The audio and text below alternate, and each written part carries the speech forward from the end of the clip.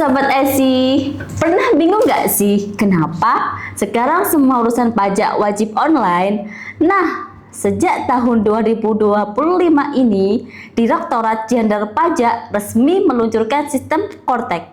Tapi sebenarnya Kortek bisa apa aja dan kenapa penting banget buat wajib pajak kayak kita? Di video part 1 ini kita bahas 3 layanan penting yang sekarang wajib pajak bisa ajukan via Kortek.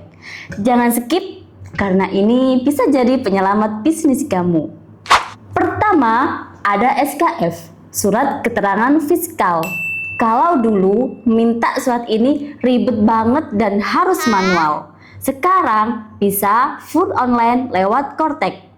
SKF ini adalah surat resmi dari DJP yang nunjukin kalau kamu patuh sama pajak.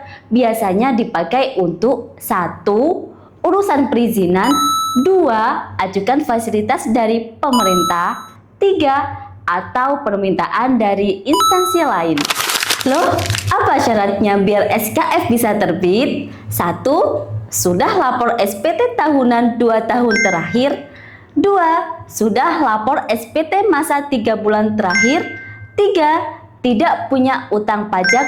Dan 4. Tidak dalam proses pidana pajak. Jadi, kalau salah satu aja nggak beres, SKF nggak bakalan keluar. Jadi, jangan sampai telat lapor ya. Kedua, lewat Kortek sekarang kamu bisa ajukan perubahan tahun buku. Ini penting buat perusahaan, terutama punya induk usaha asing.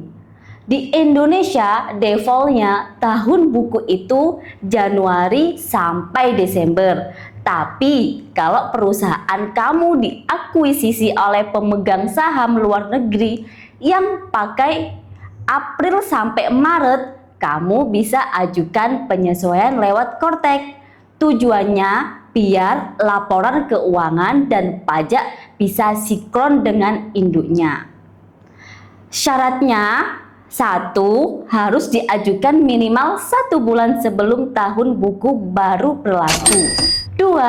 Harus ada alasan jelas atau bukan untuk menggeser laba supaya pajak lebih kecil. 3. Wajib sudah punya SKF yang aktif. Layanan ketiga yang bisa diajukan lewat Kortek adalah permohonan penggunaan nilai buku untuk pengalihan aset dalam restrukturisasi. Secara normal, kalau perusahaan melakukan pengalihan aset, nilainya dihitung berdasarkan nilai wajar.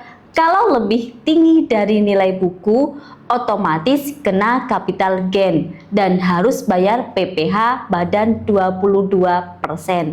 Tapi Kortek kasih opsi, bisa pakai nilai buku supaya bebas capital gain. Kapan bisa pakai nilai buku? 1. Penggabungan atau merger PTA gabung ke PTB.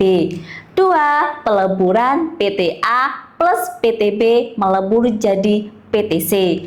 3. Pemekaran atau spin-off PTA pecah jadi PTA plus PTB. Pengambil alihan atau akuisisi, tapi khusus untuk PUT dan BUMN.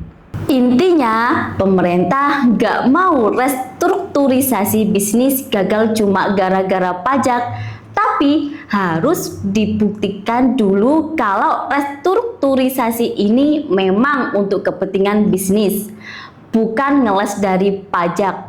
Dan ingat, semua pengajuan ini sekarang full via Kortek. Dari upload dokumen, surat permohonan, sampai lampiran-lampiran semuanya online.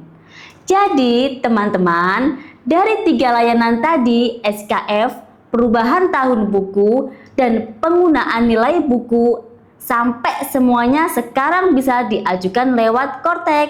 Lebih cepat, transparan, dan pastinya paperless. Di part 2 nanti, kita bahas layanan Kortek lainnya yang gak kalah penting buat wajib pajak. Jadi, jangan lupa subscribe, nyalain lonceng notifikasi, dan tulis pertanyaan kamu di dalam komentar. Karena ingat, melek pajak itu bukan pilihan, tapi kewajiban.